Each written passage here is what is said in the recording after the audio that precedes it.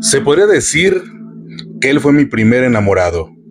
Era yo una joven tímida y retraída, así que esto alejaba a los chicos de mí, menos a él. Era un hombre alto, apuesto, pero también solitario. No recuerdo muy bien cómo se acercó a mí, pero fue él quien lo hizo, porque mi timidez me lo hubiera impedido. Se podría decir que era un joven extraño, no en su vestimenta, no en su manera de hablar, pero su mirada y esos momentos que pasaba en silencio hacían que uno lo viera diferente a otras personas. Unas semanas después de estar hablando lo llevé a casa. Solo vivíamos a mi madre, mi abuela y yo en esa casa. Desde que entramos en la casa, mi abuela, que era ciega, dijo: "Ha llegado un poseído". Él no se perturbó, pero su mirada tuvo un cambio extraño.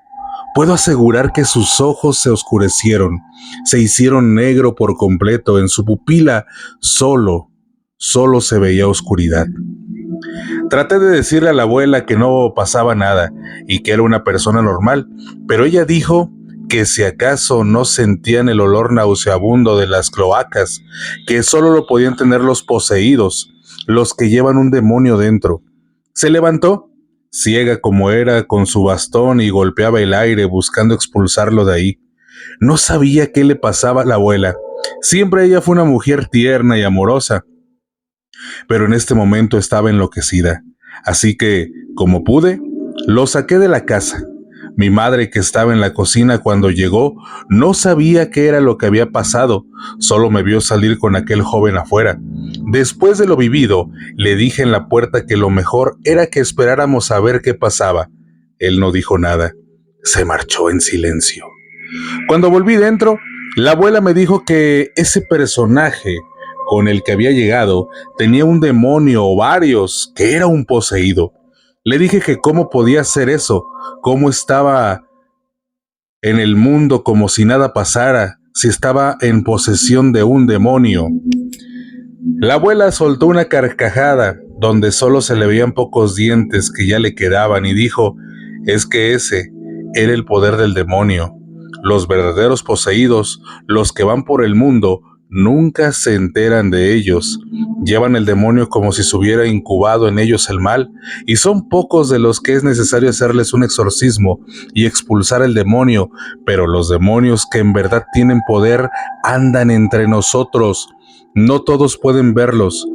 Lo que los delata es ese olor a podredumbre que tampoco todo el mundo puede oler". 2 días después, me vi con él y después de lo que la abuela me había dicho, le dije que lo mejor era dejarlo así. No quería tener problemas con mi familia. Él, como siempre en silencio, se retiró, pero en sus ojos vi un brillo que antes no le había visto, un brillo que emanaba maldad. Y esa noche, mientras estaba en mi habitación leyendo un libro, sentí como el olor que la abuela describía, pero que yo nunca antes había sentido, llenaba todo el lugar. Un olor fuerte, fétido, tan extravagante que te hacía creer que ibas a perder la respiración. Y en ese momento me puse de pie. Sabía que ese olor no era normal. Cuando por la ventana de fuera vi su rostro mirándome, era él, pero no como yo lo conocía. No su cara hermosa, era una cara desfigurada, con un rictus de terror, con una sonrisa diabólica. Yo di un grito y aquello desapareció. La abuela gritó desde abajo: "Eso está aquí, ha venido a atormentarnos". No sé el por qué. La casa retumbó como si estuviese ocurriendo un terremoto. Mi madre gritó desde la cocina asustada. Yo corrí a donde la abuela, al igual que mi madre. Ella nos dijo que ese personaje estaba ofendido porque yo lo había dejado y que había que hacer algo para expulsarlo, o si no, iba a empezar a atormentarme por lo que yo había hecho. Esa noche, mientras dormía, sentí de nuevo el olor, y cuando abrí los ojos para intentar identificar dónde estaba, creyendo que de nuevo estaría en la ventana, lo vi a un lado mío. Llevó sus manos a mi cuello. Intentaba ahorcarme. Lo que él no sabía es que mi abuela ya había dado un rosario que estaba consagrado a la Santísima Trinidad. Cuando puso sus manos en mi cuello, dio un grito como si algo le hubiese dolido, como si aquello lo hubiera quemado, y más que un grito, fue un rugido como de una fiera herida. Retrocedió unos pasos y de nuevo la abuela gritó: «Él se tiene que ir, el poder de Dios es más grande». Y en verdad fue así, porque lo vi como saltó por la ventana que estaba abierta, y yo estaba segura que la había cerrado. Las persianas de aquel cuarto, de aquella ventana, se habían abierto, quién sabe cómo. Pero las presencias de aquel individuo fueron mermando, ya que mi abuela hizo algunos conjuros, como decía ella, en toda la casa. En cada una de las esquinas, en cada mesa había un jarrón con agua bendita, con el cual nos había advertido a mi madre y a mí que si estábamos en las últimas, ya veíamos que no éramos capaces de defendernos. Lo que teníamos que hacer era arrojarle agua bendita. Así, él tendría que oír porque ésta lo quemaría. La última noche que me visitó, mi madre y la abuela habían salido. Aunque querían llegar temprano a casa, un gran flujo vehicular las había hecho que la noche las sorprendiera en medio del camino. Sería eso de las 8 de la noche cuando, mientras yo sentada viendo televisión, vi que el aparato se apagó. Pero al apagarse, lo último que quedó en la pantalla fue la cara de él. Esa cara desfigurada y esa sonrisa terrorífica y maliciosa.